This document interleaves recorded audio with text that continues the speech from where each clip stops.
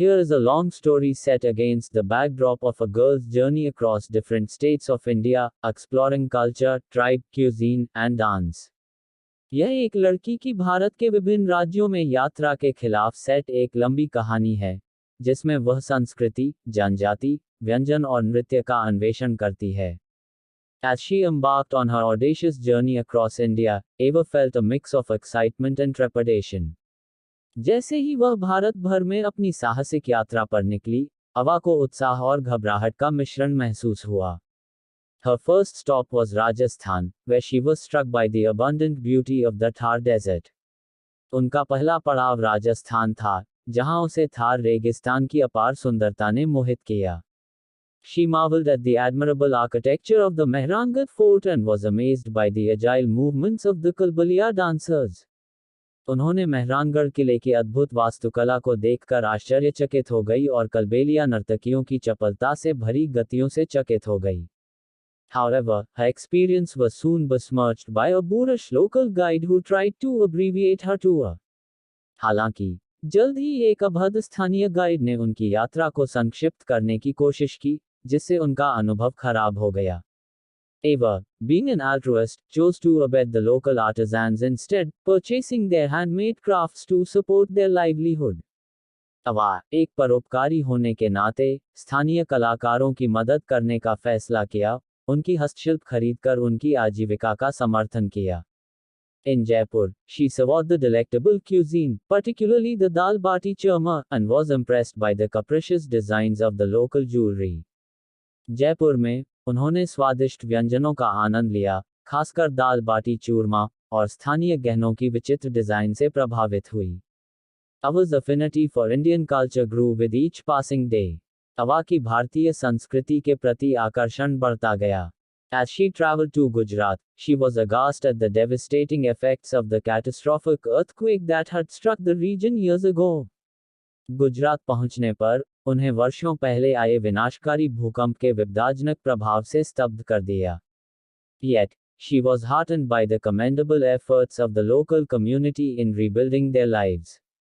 फिर भी, स्थानीय समुदाय द्वारा अपने जीवन को फिर से बनाने के प्रयासों ने उन्हें प्रेरित किया. Ava's next destination was Kerala, where she was enchanted by the bucolic landscapes and the tranquil backwaters. अवा का अगला गंतव्य केरल था, जहां उन्हें बुकोलिक परिदृश्यों और शांत जलमार्गों ने मोहित किया. She took a bashful boat ride along the Alleppey canals, admiring the bountiful flora and fauna. उन्होंने अलप्पुझा नहरों के साथ एक शर्मीली नाव यात्रा की, वहां के प्रचुर वनस्पति और जीव जंतुओं को देखकर. In Tamil Nadu, she was struck by the colossal temples and the intricate carvings that adorned them. Tamil Nadu में, उन्हें विशाल मंदिरों और उन पर उकेरी गई जटिल नक्काशियों ने अभिभूत किया. Eva was particularly fascinated by the ameliorative effects of yoga and Ayurveda on the local populace. अवा को योग और आयुर्वेद के स्थानीय लोगों पर सुधारात्मक प्रभाव से विशेष रूप से प्रभावित किया गया था. As she journeyed to the northeast, Eva encountered the bizarre and beautiful Hornbill Festival in Nagaland. उत्तर पूर्व की यात्रा पर, अवा नागालैंड में हॉर्नबिल फेस्टिवल की विचित्र और सुंदरता से परिचित हुई. She was impressed by the commodious hospitality of the local tribes and their abundant enthusiasm for life. उन्हें स्थानीय जनजातियों की उदार आतिथ्य और जीवन के लिए उनकी अपार उत्साह से प्रभावित किया गया. However, her experience was soon marred by an acrimonious argument with a covetous local trader.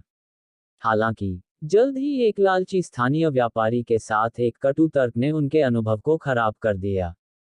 Eva chose to acquit herself with dignity, refusing to engage in further altercation.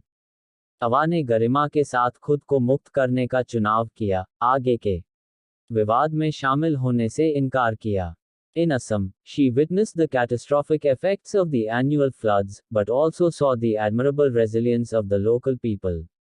Assam में, उन्होंने वार्षिक बाढ़ के विनाशकारी प्रभाव को देखा, लेकिन स्थानीय लोगों की अद्भुत साहसिकता को भी देखा. Eva was agitated by the apparent apathy of the authorities, but was heartened by the altruistic efforts of the local NGOs. अवा को अधिकारियों की स्पष्ट उदासीनता से क्रोधित किया गया था, लेकिन स्थानीय एनजीओ के परोपकारी प्रयासों से प्रेरित हुई. As she traveled to the Andaman and Nicobar Islands, Ava was aghast at the abominable conditions faced by the indigenous tribes.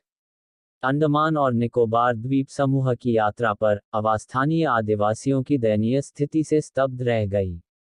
She admonished herself for her previous ignorance and vowed to spread awareness about their plight.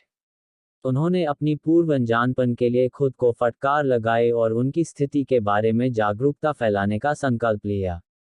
Upon returning to the mainland, Ava reflected on her journey, realizing that India was a land of absurd contradictions.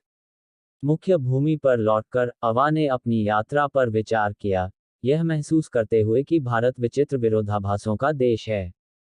Ardent and apathetic, affluent and impoverished, authentic and artificial, yet, amidst the chaos, she had discovered an anodyne to her anxiety. अर्धंत और उदासीन, समृद्ध और गरीब, प्रामाणिक और कृत्रिम, फिर भी गड़बड़ी के बीच उन्हें अपनी चिंता का उपशामक मिला था. Our story served as an approbation to the power of travel, reminding all that even in the face of adversity, one person can make a profound difference. अवा की कहानी यात्रा की शक्ति की पुष्टि के रूप में कार्य की, यह याद दिलाते हुए कि विपत्ति के सामने भी एक व्यक्ति गहरा प्रभाव डाल सकता है. End.